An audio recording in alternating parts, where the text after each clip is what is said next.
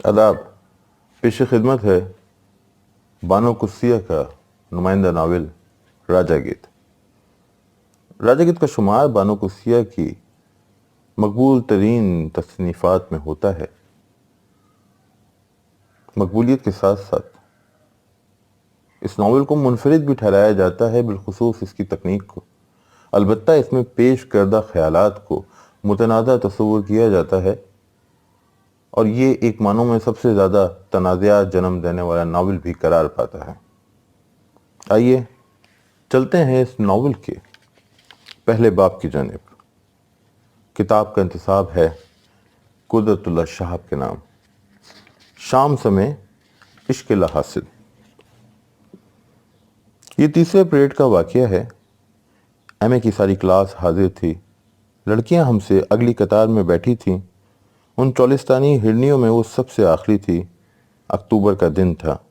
जिस तरह भट्टी से निकलकर मकई के दाने सफ़ेद फूले हुए बड़े और ठंडे नज़र आते हैं, ऐसे ही अक्टूबर का ये दिन था, बड़ा फूला हुआ और सफ़ेद। इससे पहले के तमाम दिन भट्टी दीता गर्म थे, लेकिन ये दिन सफ़ेद सफ़ेद धूप में कुछ फूला फूला बड़ा बड़ा नज़र आता था।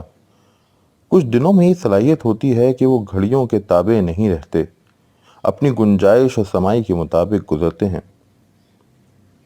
प्रोफेसर सुहेल ने नई कार जैसी उस लड़की की तरफ नजरें उठा के सवाल किया, अपना तारुफ कराइए।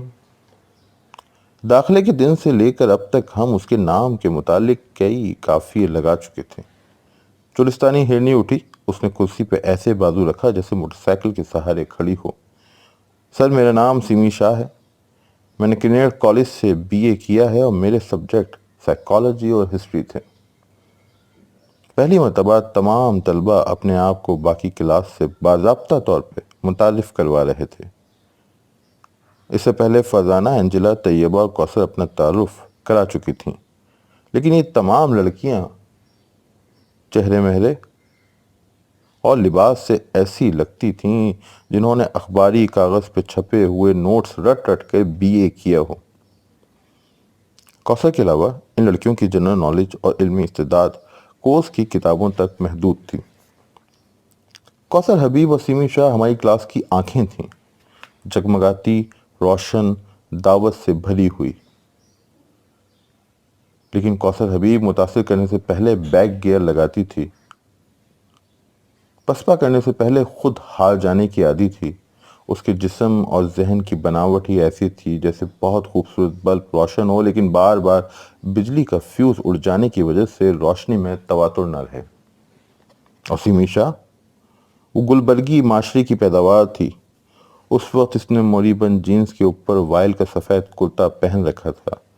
गले में हमाइल माला नुमा लॉकेट नाव को छू रहा था। कंधे पर लटकने वाले कैनवस के थैले में गालिबन नकदी, लिपस्टिक, टिश्यू पेपर थे।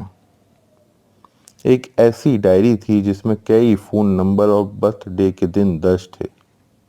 एक दो ऐसे कीमती पेन भी शायद मौजूद हों जिनमें स्याही ना होने की वजह से वो बाल पॉइंट मांग कर लिखा करती थी। उसके स्याह बालों पर सुर्ख रंग गालिब था। अक्टूबर के दिन की रोशनी में उसके बाल आग पकड़ने ही वाले थे। वो बिल्कुल मेरे सामने थी और अगर मैं चाहता तो उसके कानों पर सलीके से जमे हुए बालों को छू सकता था, लेकिन हमेशा की तरह उसके कुर्ते के नीचे से बाडस के इलास्टिक, हुक और ऊपर जाने वाली तनाबों को देखकर मैं खौफजदा हो गया। भरी पिस्तौल से कभी मैं इस तरह खाइफ नहीं हुआ। लड़कों की कतार में पहला लड़का आफताब था। जब सिमी शाह अपना तारुफ करवा चुकी तो आफताब उठा। अमरीकी फिल्मों का चढ़ता सूरज आहिस्ता आहिस्ता मौसीकी और लय के साथ रोशन करता हुआ गर्मी फैलाता हुआ। दोस्तों, ये था राजा गीत का इब्तिदाई हिस्सा। हमारी कोशिश है कि किताबों की मुख्तसर तारुफ और उनकी पढ़त का ये तजुर्बा आपसे शेयर करते रहें। मैं आपके फीडबैक का इंतज़ार करूंगा और साथ ही दरख्वास्त करूंगा कि अगर आपने चैनल सब्सक्राइब नहीं किया तो बराए मेहरबानी इसे सब्सक्राइब कर लें, ताकि इस तरह की वीडियोस बर वक्त आप तक पहुंचती रहें। शुक्रिया।